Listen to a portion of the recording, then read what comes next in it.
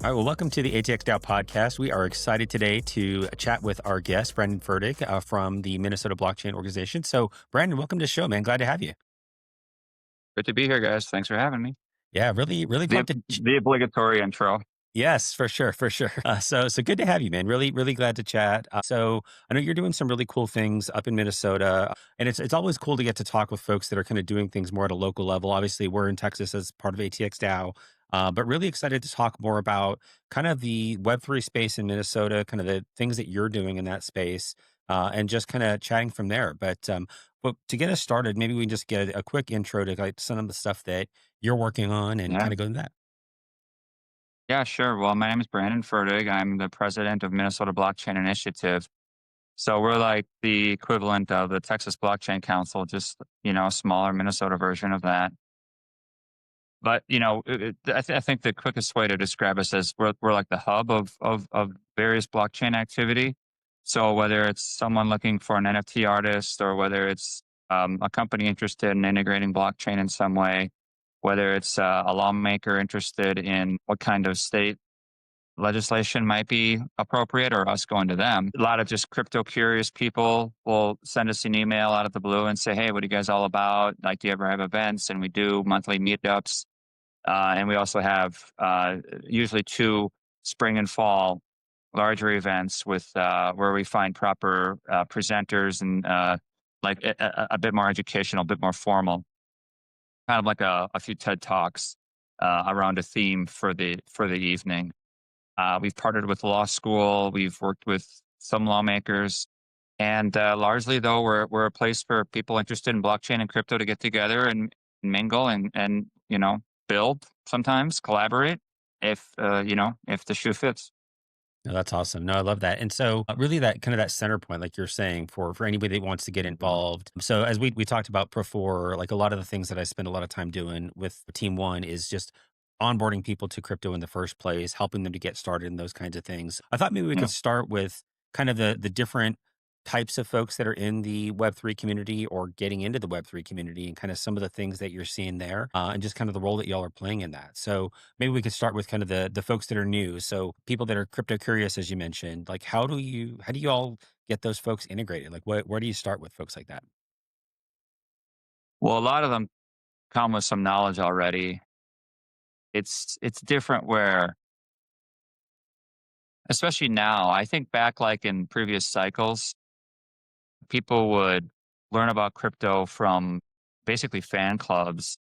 There wasn't a lot of formal systems of knowledge, right? There weren't like proper blockchain courses and a lot of real highly produced material like there is now.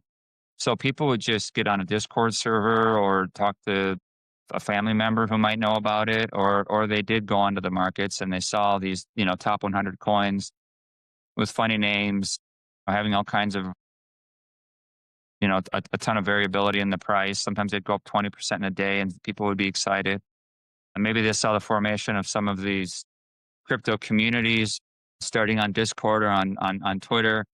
So some came to us already with a lot of that, kind of understood.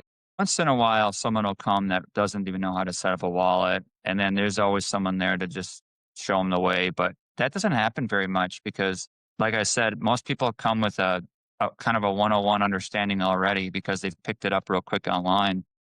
And also different though, I think this cycle than last is that we have more like professionals that are interested in it. So like the professional class.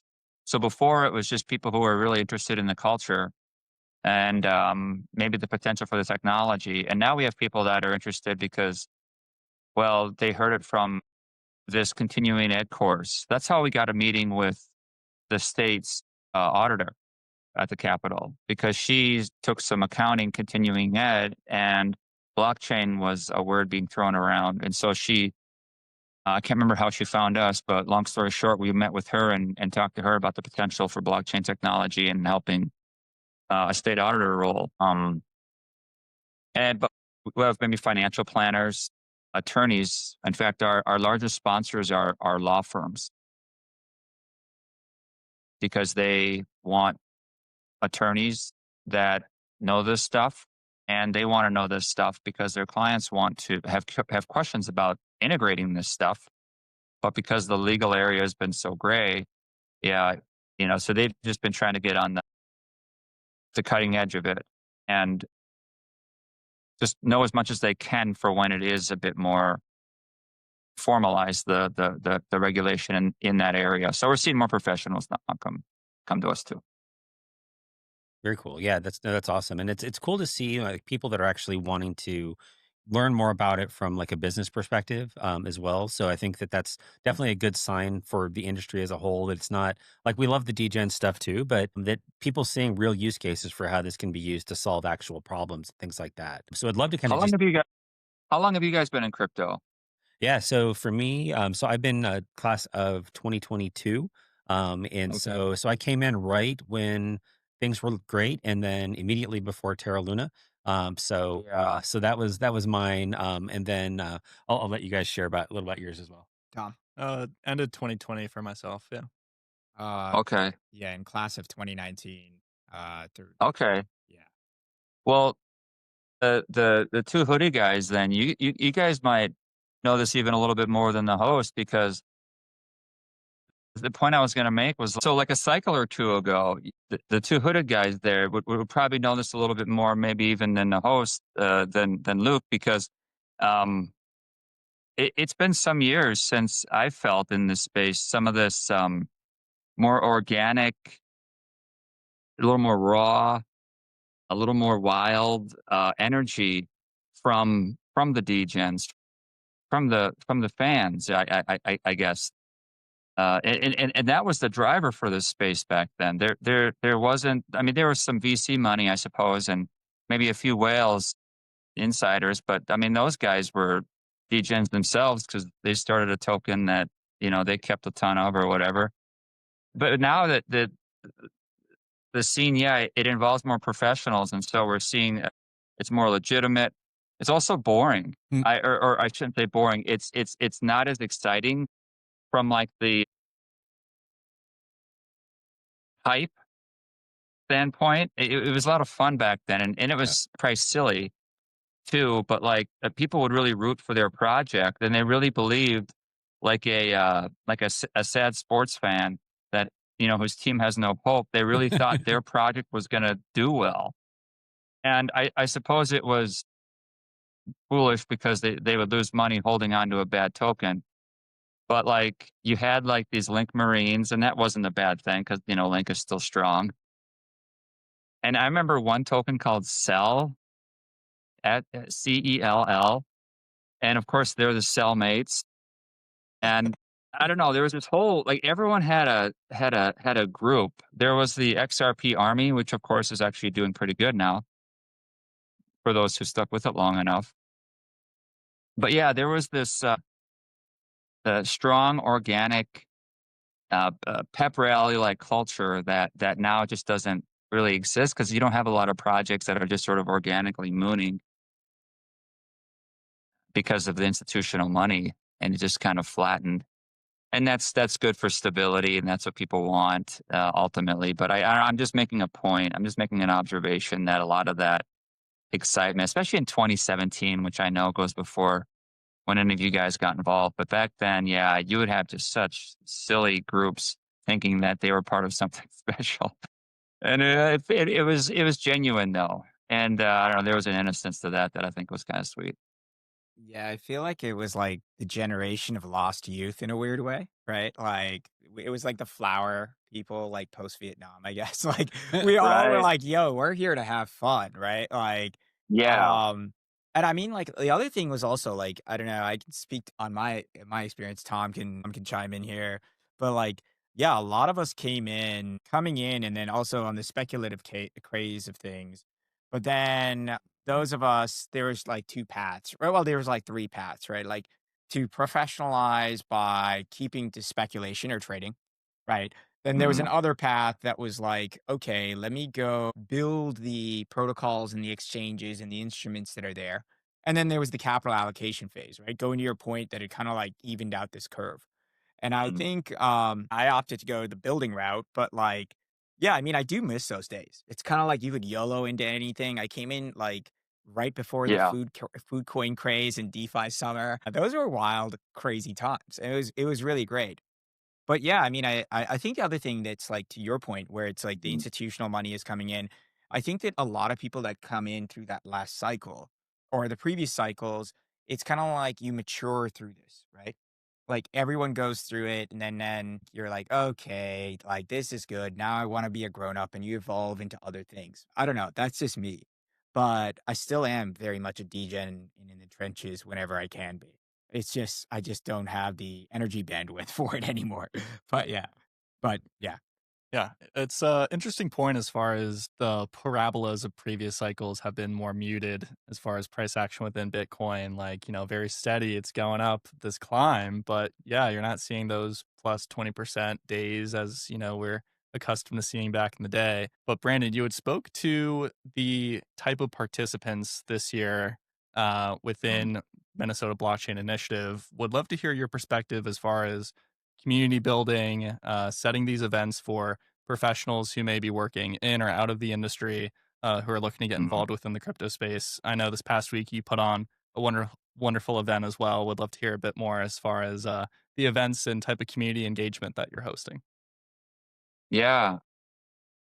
Can I get all of your you guys' names? I feel bad referring to you as the hoodie guys. I love the hoodie guys. I Yeah, I think love I the think that hoodie. that is their new name. You've coined the Yeah, phrase. it was kind Yeah. we were joking when, you were disconnected. It's kinda like it feels like it's the devil and the angel around Luke's shoulders, because like, there really is the dark and depraved one here, and that's not even, Ah, like, okay. pointing on the Well, at nose least you on know the your skin role. tone and my permanent tan. It's just literally I have a little bit more of a deranged mind than Tom. But, I'm Ash, by the way. Yeah, And I'm Tom. Ah, okay. yeah. Okay. Hi, guys. Um, we wanna do more professional events, um, than we have. The most professional events we've done are those spring and fall, maybe we'll call them seminars or conferences. They've varied in length. Most have been evening events that will feature 3 or 4 presentations. One was a day-long event where we partnered with St. Thomas School of Law, which is a significant, pretty big law school here. It's not as big as the University of Minnesota's, but it's maybe second largest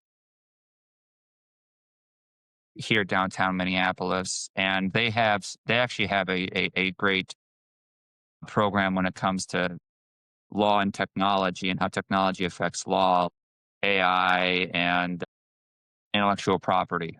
And there's an obvious thing right there. But there's also some new edge cases around crypto and NFT projects that might encroach on someone's IP or something like that, licensing your NFT, right? So there are some new smart contracts. I mean, there's a lot actually there for legal minds. And St. Thomas wants to be a part of that. So I think there's the real easy answer for you as far as creating professional events. We've teamed up with the law school 2 times to put on events. One focused specifically on law, and we had several attorneys attend from around the Twin Cities. And then last year's event was on government. It was right after the election. And so we knew Trump won. We knew who would win at the state level. And with that knowledge, we had Tom Emmer give a talk by video. And then we also had presenters on. One gave a talk about Bitcoin because at the time it was mooning, and that was a lot of fun. But it was more serious, more professional, more academic at the law school there. And so other speakers talked about. One talked about voting on chain. Like, can we vote and have it on the blockchain? Anyway, it was around those kinds of topics. So law has been our strongest professional field as far as providing some training in that area, both because of the law school and because of our sponsors being law firms and them having partners that are into this industry and into blockchain and crypto so they can speak about it expertly for the audience, their particular field of law. But we'd like to do more. And we've got more potential for that in the Twin Cities around medical technology, around retail, and using crypto as a, or an NFT as a coupon, or these kinds of cases. Um, so that's kind of where we're at with a more professional class aimed event. Otherwise, we have our meetups, which is monthly event where we call them spotlight meetups, and anyone can speak. Not everyone does. We only have 10 or so of those a year, and but we'll select somebody to talk about their project, their company in the industry, the topic that they're an expert on, for the evening. But it's a more casual happy hour um, event with free pizza provided by the restaurant that's also into the industry. Yeah, I don't know. It's kind of a roundabout way of answering your question, I think. No, yeah, very cool. There's plenty of stuff that you touched on there. I think one of which, as far as getting into Tom Emmer and his involvement and being a true leader and Yeah. advocate within the crypto space.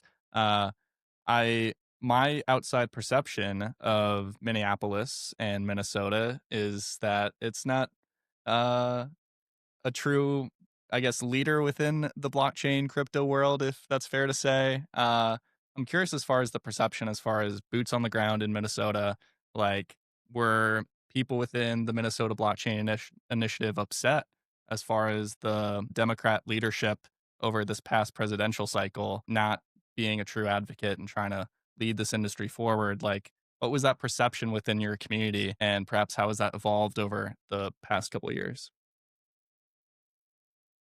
Well, it is what it is.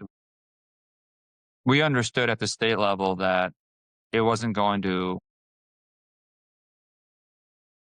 be of much interest to the majority in power while we were active over the past year or two, because a couple of years ago, the DFL, which is the Minnesota's version of the Democrats, it's a unique combination, Democratic Farm Labor, DFL, and that goes way back. But yeah, like, they made it very clear when they took power what their priorities were, and it wasn't tech. It certainly wasn't blockchain and crypto. So when we talked to lawmakers, the auditor, who was a Democrat, but the rest were Republicans, and the Republicans were very clear with us, like, "Hey, this is how things work at the state level. We don't have any power this year, so anything that we propose probably won't go anywhere." So we didn't run any hostility, which is good, but we just kind of had to bide our time. This past year was a little different because it was split. It was 50-50 in the House, so there was some chance. Again, it was, while there wasn't any hostility, like, they weren't passing anti-crypto legislation. So we just kind of took that, and it's a tougher climate in Minnesota. We don't have like a real strong small government ethos like Tom Emmer does. So as a state, we tend not to. We're a bit more Scandinavian, and that tends to be a bit more social welfare, larger, more taxes, good transportation, good schools, right? That's just sort of the ethic around government, taking care of the people. And so it just doesn't, at least these days, where that ethos has been, you could say, infiltrated, or at least inclusive of the ideas of, like, social justice and inclusivity, DEI, that sort of stuff really was the priority for the Democrats when they had total power. And so they were looking at social causes like abortion and these kinds of things, and they just weren't. Again, it wasn't of interest to there was some frustration watching other states pass bills like Texas, like North Carolina, like Wyoming. But again, we just sort of understood that, what could we do other than I mean, it didn't really matter how much noise we made at the time. So we didn't worry about it. We did our meetups. We teamed up with St. Thomas. We understand that what we're working with here isn't a top to bottom. We're all on the same page like Texas, and that's my perception of Texas, by the way. And that could be inaccurate, but I know that at the state level to the ground level, there's a lot of interest. And here, there's interest on the ground, and there's some corporate interest now, but there's still not much at the state level, and so be it. Like, the beauty of this technology is that you can proceed regardless, as long as they don't put any roadblocks up, and there haven't been any. So people can build, and we like to get those together who want to. And our state has a history of builders.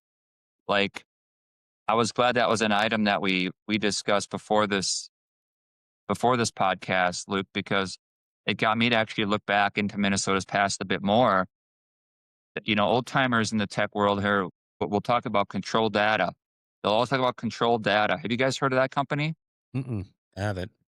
Well, controlled data was the company that was founded by Cray. Have you heard the name Cray? No, the only Cray I know is the Cray twins out of the UK. I'm pretty sure they have no affiliation with those. Have you ever heard of a Cray supercomputer? No, unfortunately not. Oh. Sorry. So this one man, born in Wisconsin but worked in Minnesota, went to the University of Minnesota. This is in the 60s and 70s, and he built he led the way in these projects at a company called Control Data, building the fastest at the time. Mr. Cray, I forgot his first name. He led the teams and he was largely like the leader of the teams, kind of like Elon Musk is for Tesla. Like, he was that singular of a builder, building the first supercomputers and building the best ones at the time. Like, he was outdoing IBM Mm. with these Cray supercomputers in the 60s and 70s. And so Control Data became huge. Now, their time came to an end in the 80s when the personal computer rose with Apple and other IBM compatible computers. So the mainframe wasn't sought after anymore. But from like the 60s to even through the 80s, I think these Cray supercomputers were legendary. So Minnesota had this strong, I don't know if you'd call it silicon, but it was a computer. It was a hub for computer and computer science. Now it's still a hub for like med tech. But when it comes to crypto, someone mentioned that at the top here that Luke, you were saying that this isn't a known hub for crypto, but we have a lot of smart people here who are interested in it. It's just not very well orchestrated right now as a unified, and that's what we're here to do. Yeah. Now, it would probably help to have the state government on board and to kind of all be on the same page like Texas is. But again, we're working with what we got, and our goal is to help these builders, these innovators, which Minnesota has a long history of having and still has, those who are looking at blockchain and crypto, to help them at the very least get jobs, get their products out there.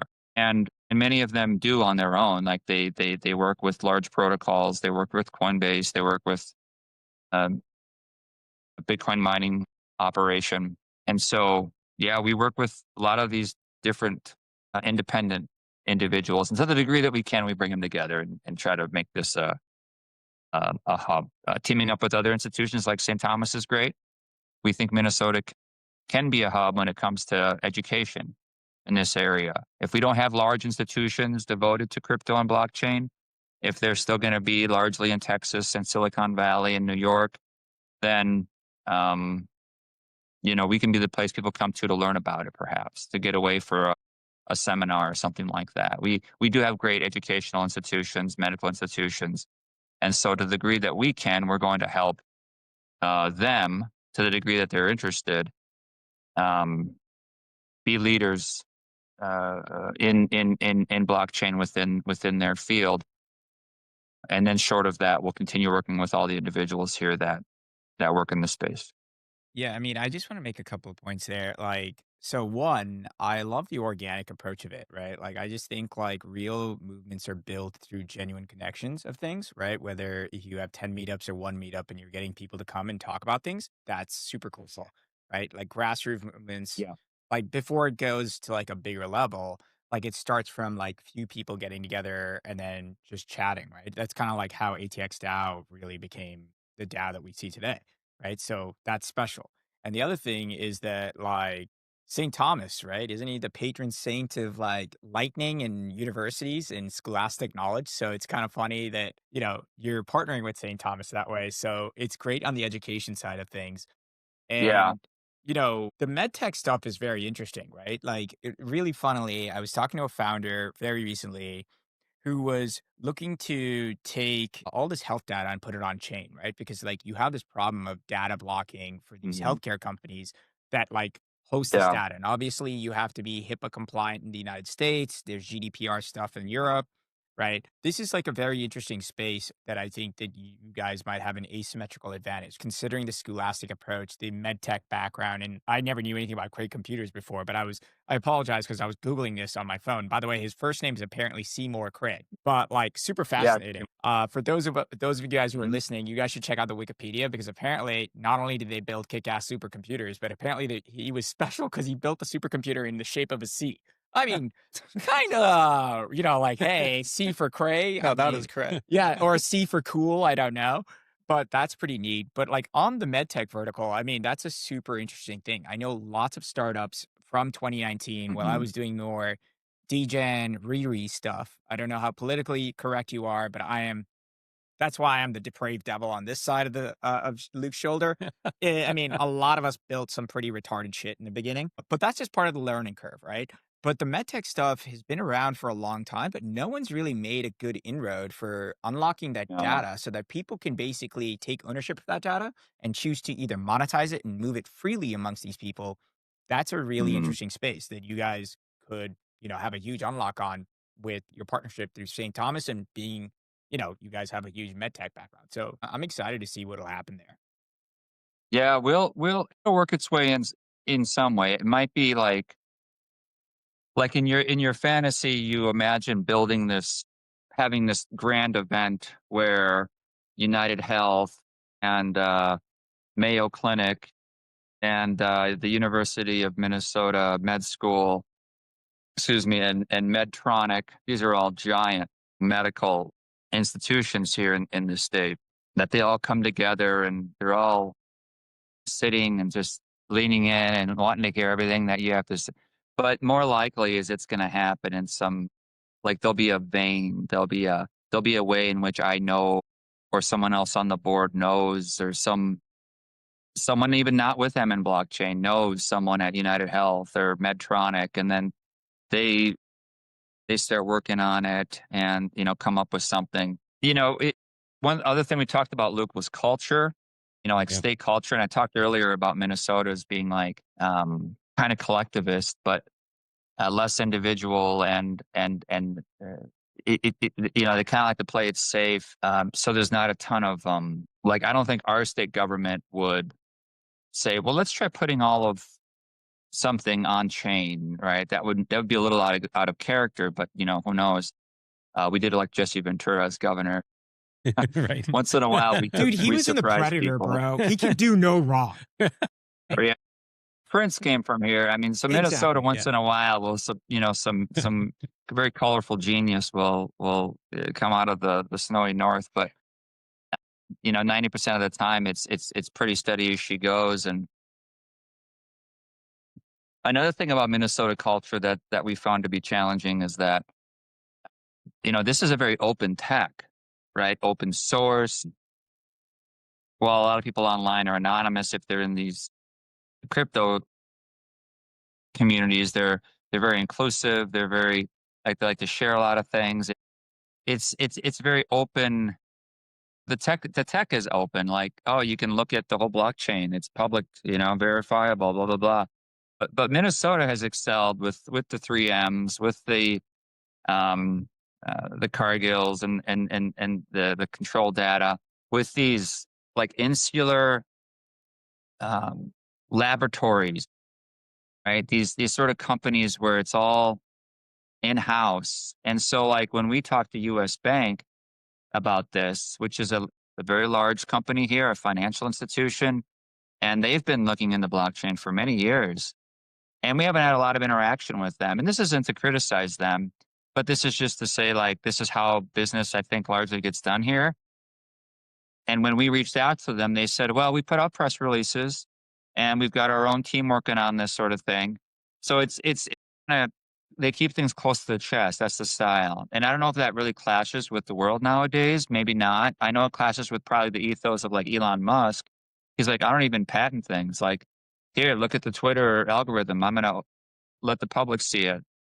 Grok is open source, all that kind of thing. And I think that's new to Minnesota.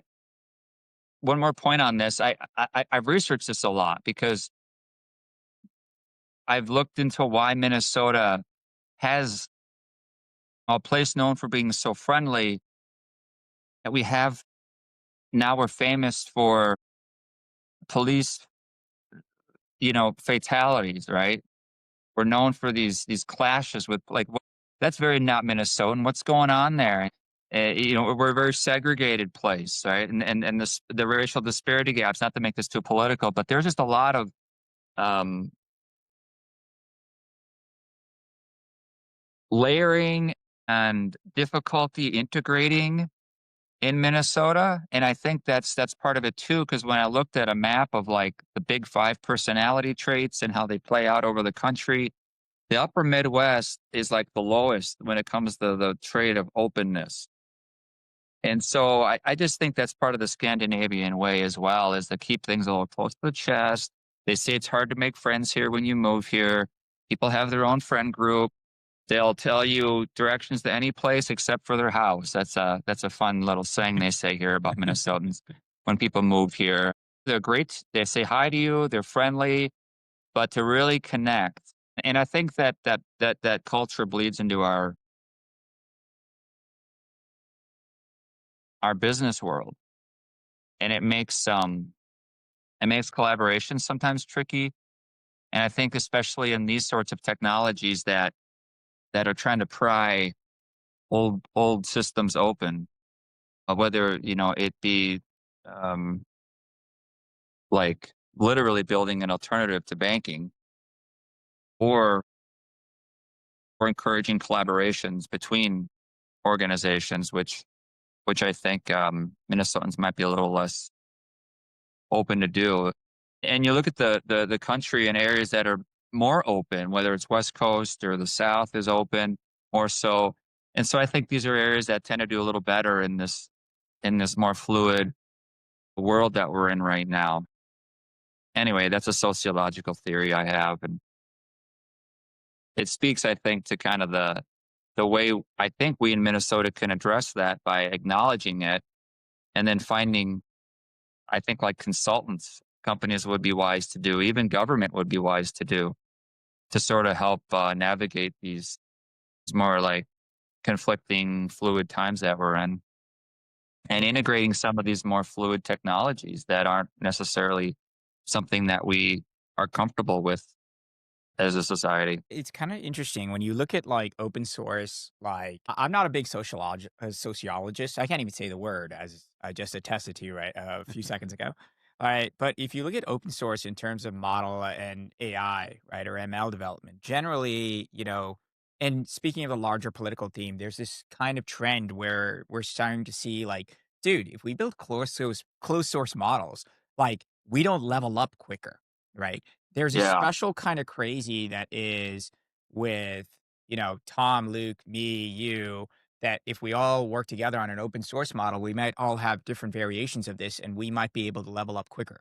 And this yeah, is applicable in the ML space and kind of in this creative space in general, right? Like everyone gets to color on a blank canvas in their own kind of way. And if you could aggregate the insights from all these canvases, you might create that colorful work of art. You might get the prints, right? Hmm. And I think that there is something very much to that when you look at tech, right? Culture, I think, when it has more of like a fuck around and find out kind of vibe, like ends up to have more innovative tech that you can push out rapidly. It is it is really an interesting thing. I don't know if that's something that's applied in terms of sociological culture and the stratification of wealth gaps, cultural gaps between these places. I Hmm. can't speak to that, to be honest, but like I do see that in tech that one of the ways to accelerate is very simple. You just build it, you just put it out there, let other people fuck Hmm. around with it. You're going to find out, they're going to find things that break, they're going to find things that work.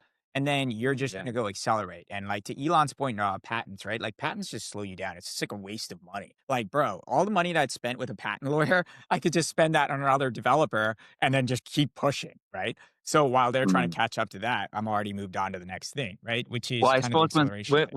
when things move fast enough, patents aren't as useful because by the time you patent something, it's obsolete or whatever. Exactly.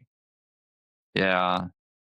Yeah. So I think that there's something interesting about that. I think that's another thing. I think we're blessed. Like I'm honestly blessed to be an adopted son of Texas. I'm came from the north originally. I'm a Canadian. I'm a Canadian, right? I'm Texan now. But, like, I feel like the cool thing over here is that, we're blessed with the ability to have Texas does have a culture where we kinda like, "Hey, we're gonna ask for forgiveness, not for permission." And then we also have Hmm. this ability to be like, "Hey, just roll up your sleeves and just go fucking do it. Just go do it." Yeah. Like, there's Yeah. like, and we're gonna try and take the regulatory burdens off of you to that capacity. And also, we have such a unique, diverse culture of, like, people from all around the world, and we have, great education here. And there's so many different industries that you can like, become a polymath out of, right? Like I think that also Yeah. becomes like adds to the acceleration of a founder spirit. So yeah, I think that that's there, but that's not to say that these cultures and these kind of character traits and vibe, can be applied elsewhere. Rapid transformation can occur within like literally a 5 to 10 year period of time. It's just to your efforts, like, you're building a grassroots momentum to just be like, hey, I want to get a bunch of crazies together and like Hmm. just like put this vibe together, right? It's kind of like the Columbus thing, right? Like, I'm gonna go find those fucking engines, and I'm gonna put like a group of crazies to go find that new world. I don't know where the hell we're going. We're gonna go in that direction and find them. And lo and behold, we have Columbus Day. But like, I think that kind of vibe is a cool thing. I think that that can be cultivated, right? You just got to get the right crazies together. Crazy in Minnesota. It's really not. That Cray guy, Seymour Cray. He's a great example of the. He was born in Wisconsin, actually. So it's that upper Midwest genius, right? So very well educated, very smart, and very hardworking. And so, like, if you want someone to ponder something and tinker on something, you could outsource that to just to stereotype regions and the strengths of them. That might be where, like, someone from here would come up with a genius new a consensus mechanism model, right? Something like that. I could see coming out, especially if you've got some institutional support for that in like a St. Thomas or, that's a law school, but there's still other computer science and stuff, I think, at St. Thomas, um, or at the University of Minnesota. I could see stuff like that happen. There's a strong engineering school there. Um, yeah, I don't know. Just thinking a lot about all that stuff. Are you all from? You said Ash, you're from Canada. How about you, Luke? So originally from Albuquerque, New Mexico. So been in Austin for about 18 years now, but originally from New Mexico.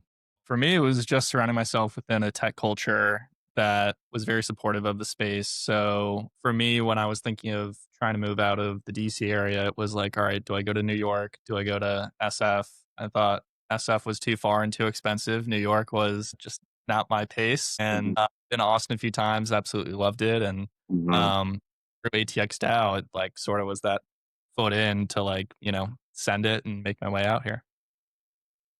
I don't know much about ATX DAO. What's the what's the 1 minute or even 30-second version of what you guys do?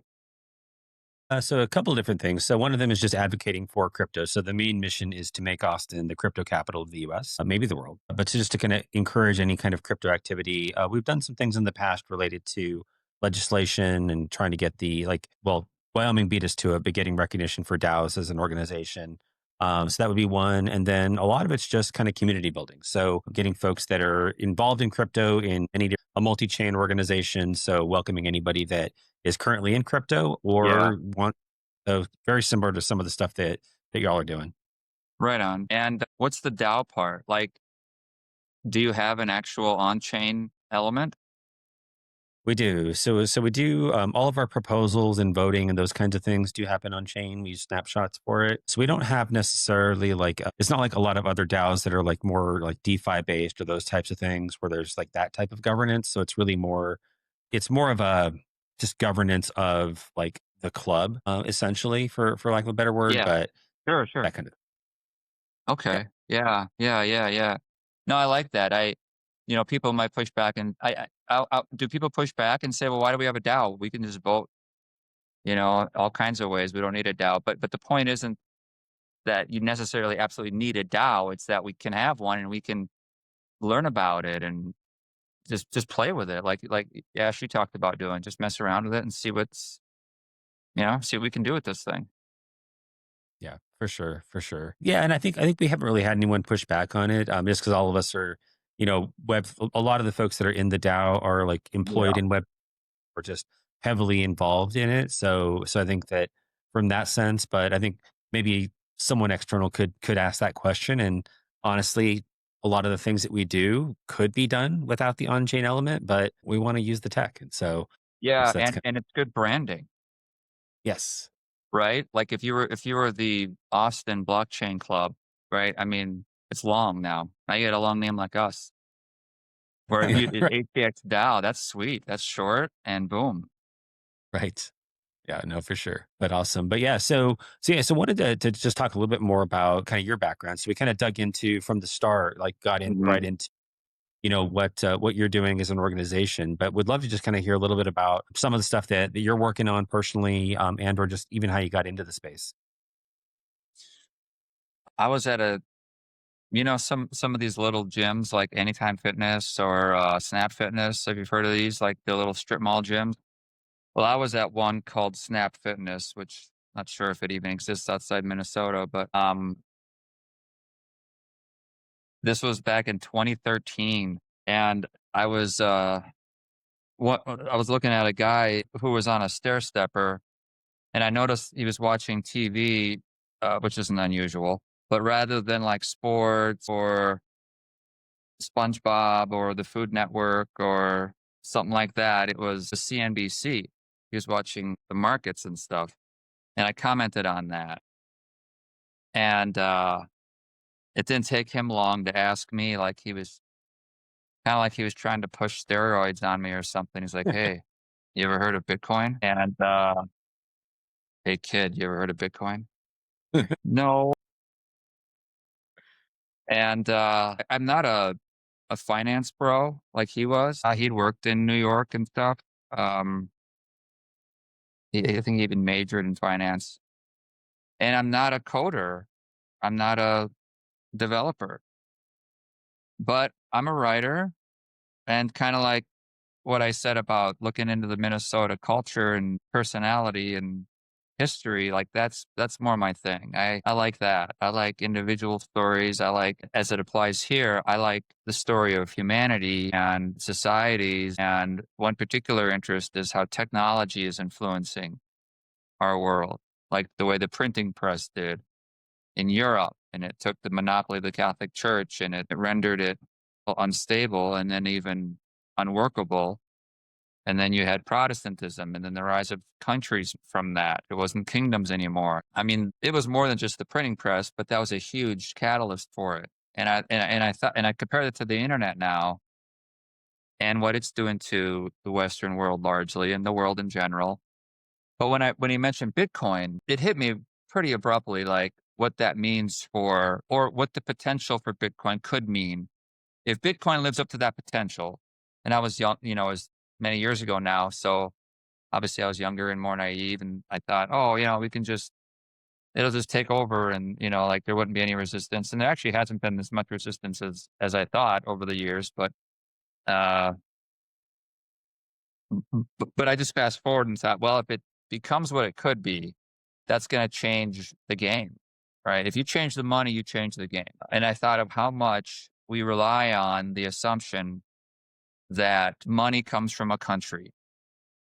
It's the Cambodian money, it's the Mexican money, it's the German, well, the euro, it's the Russian money, it's the Indian money. It's always the country's money.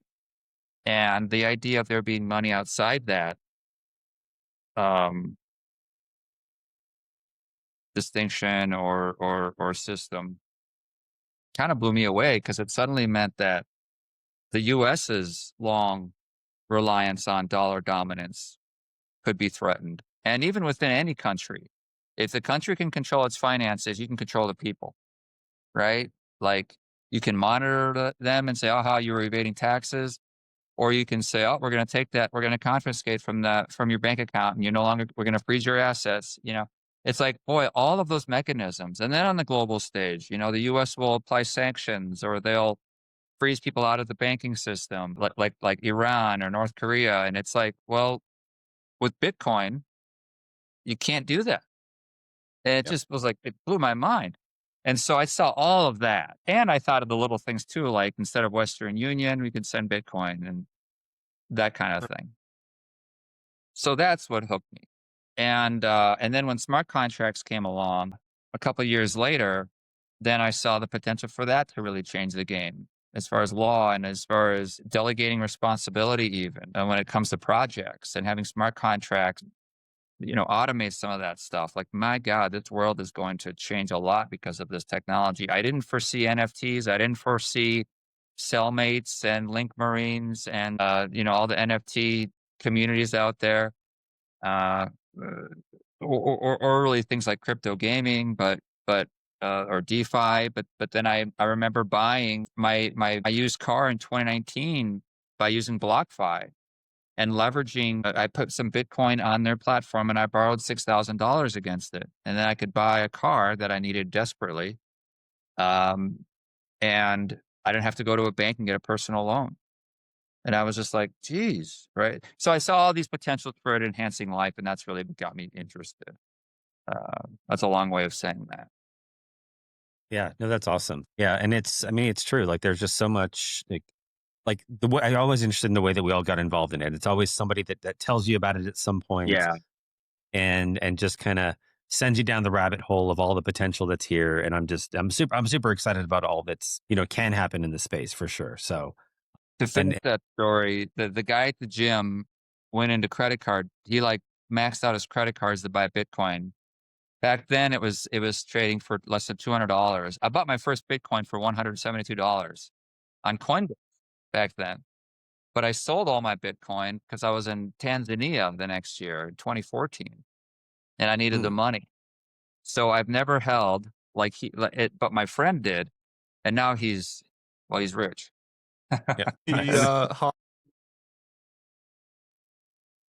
So like I can live vicariously through him, and he's enjoyed watching me rise up. Watching it, he's watched me watch the different technology like Ethereum when it was coming up, and I've largely been on the sideline. I haven't been a huge player. I'm not, like I said, a developer or anything, so I haven't worked for any of these companies. But when someone was needed to run at Minnesota Blockchain Initiative, our state's blockchain organization, I stepped up. My connections that I've made in journalism have helped with that a lot, actually, because I know people in business or in politics or different areas. So it's good. And it's good for doing things like this, some media familiarity and networking and that kind of thing. So I use those strengths to run the organization. Yeah, And no, I that's have now awesome. for about 3 years. And now we team up with Stand with Crypto.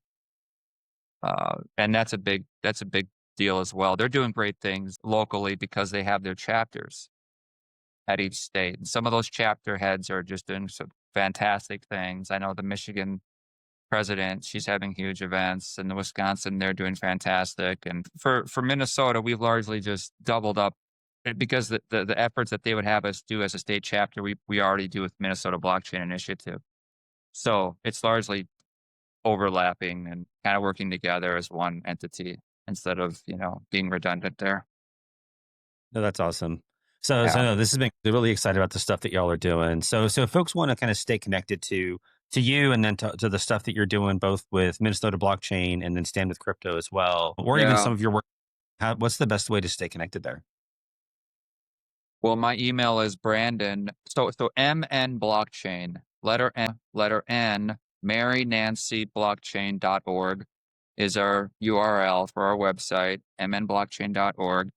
And then that's our emails too. So just Brandon at mnblockchain.org. We'll get a hold of me, whether it's for the blockchain activities, Stand with Crypto, Minnesota stuff, Minnesota personality. These are pieces I've written for the area media, legacy media, the paper. But you can't hang, I'm not going to hang tablets up on the wall of different articles I've written, Right. like iPad. So paper is useful for wallpaper. It is. Yeah. So no, that's awesome. Well, Brandon, Yeah. really appreciate this. This has Yeah, me been too. Thanks, guys. Been good meeting you. Thank awesome. You you. as well. All right. Well, we'll stay connected, and yeah, thanks again for being on, and I'm sure we'll chat again soon. Okay, guys. Be well.